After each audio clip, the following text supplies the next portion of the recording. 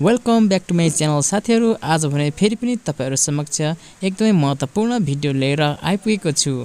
आज भने म तपाईहरु समक्ष kcut र कोरल ड्र X3 बाट कसरी नेपाली फन्टलाई डिजाइन गरिकन कट गर्ने भन्ने बारेमा भिडियो लिएर आएको छु। यो तपाईहरुको लागि एकदमै महत्त्वपूर्ण हुनेछ।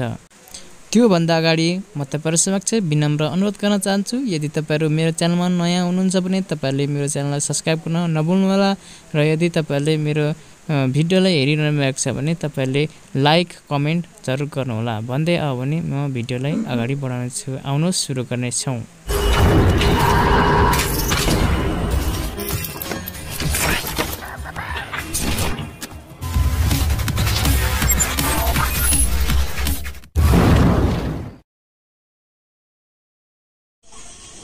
सर्वप्रथम त हामीले जुन चाहिँ वर्ड्सहरुलाई जुन चाहिँ यहाँ देख्नु भएको छ यसरी तपाईले यो यस्तो खालको स्टिक्सबाट बनाउनु पर्ने हुन्छ।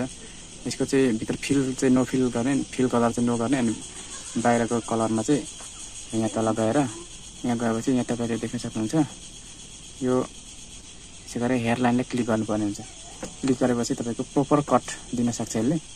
अनि अब भने तपाईले यसै गर्नुपर्ने हुन्छ। म कसरी गरिरहेको छु त्यसरी तपाईले गर्नुभयो भने यसले प्रपर तरिकाले कट गर्न सक्छ। अब भने म यहाँ जाँदै छु। अब यो आयोजनालाई काट्ने छ। यसको यो बोर्डर चाहिँ किन दिएको भने भरे उकाउनलाई सजिलो हुन्छ भनेर मैले बोर्डर दिएको छु। यसलाई सिलेक्ट गर्नुस्। सिलेक्ट गरेपछि यो जुन चाहिँ यो पपअप छ नि यहाँ गएर यहाँ क्लिक गर्नुस्। यो के छ kcut भन्ने छ। यो यसकै सिडीमा पाउन सक्नुहुन्छ तपाईहरुले। kcut गर्ने बित्तिकै यस्तो छ। अब सेटिङ भनेको यस्तो हुन्छ तपाईको यहाँ जुन छ यो सबै तपाईले फलो गर्नुपर्ने हुन्छ। अनि तपाईले यहाँ सेन्ड गर्नुभयो भने यहाँ प्लगबाट आएर यसरी जाँदैछ। अब यो एआई प्लटर कटिङको सेटिङ म तपाईलाई बताउने छु। जस्तै तपाईको यो तपाईको भिनाइल छ नि जुन यो स्टिकर यो नर्मल खालको छ, यो साधारण खालको छ।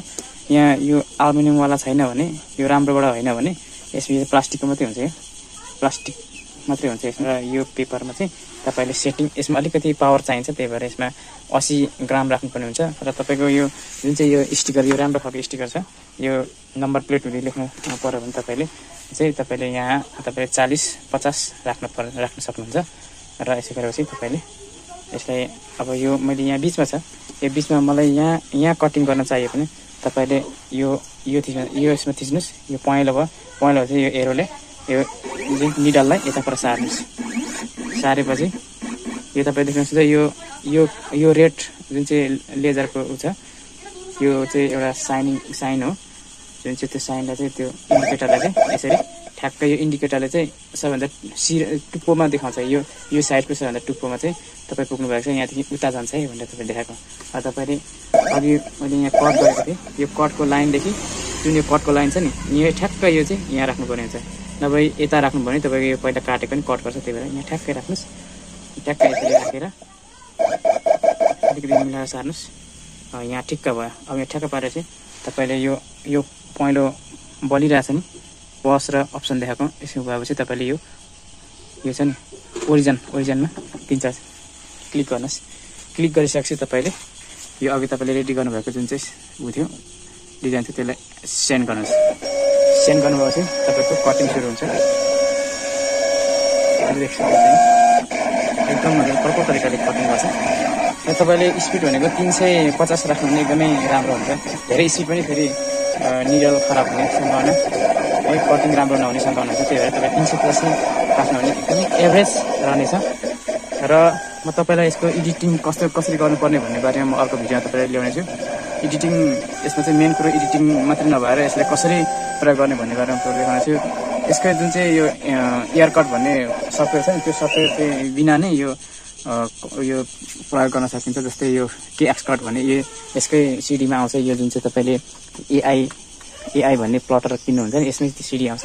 त्यहीबाट चाहिँ यो kcut भन्ने इन्स्टल हुन्छ। तपाईले देख्न सक्नुहुन्छ यो पपअप छ।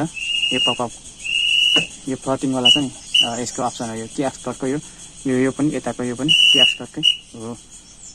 र तपाईले यसरी तपाईले यो सेटिङ मिलाएर तपाईले कटिङ गर्न सक्नुहुन्छ। नेपाली कटिङ गर्दाखेरि एकदमै अप्ठ्यारो हुन्छ है। नेपाली कटिङमा जुन चाहिँ यो आउटलाइन छ नि आउटलाइन चाहिँ पुरै कट भएर आउँछ क्या, पुरै कट भएर आउँछ। तर त्यसलाई कसरी मिलाउने, यसरी ठ्याक्कै कहिले कता पनि कट नभइकन कसरी प्रपर तरिकाले मिलाउने भन्ने बारेमा म अर्को भिडियोमा तपाईँलाई बताउनेछु। मेरो भिडियोमा जोडिरहनु होला है त साथीहरू। ल त अहिले यति नै छ र मेरो च्यानललाई सब्सक्राइब गर्न पनि नभुल्नु होला है त। ल साथीहरू, अब तपाईँ मेरो च्यानलमा जोडिरहनु भयो भने म तपाईँलाई यो क्लटर कसरी कटिङ गर्ने, यो फ्लकिङ मेसिनमा कसरी प्रयोग गर्ने भन्ने बारेमा तपाईँले बताउनेछु। यसलाई इन्स्टल गर्ने तरिका पनि म बताउनेछु, प्रपर तरिकाले इन्स्टल कसरी गर्ने, अनि हरेक कुरा अब यसको रिपेयर सम्बन्धी पनि म तपाईँलाई बताउनेछु। यो सबै सम्पूर्ण जानकारीहरू म यो भिडियोमा बताउनेछु। तपाईँहरूले मलाई यो कमेन्टद्वारा तपाईँले सोध्न सक्नुहुन्छ है त। ल त साथीहरू।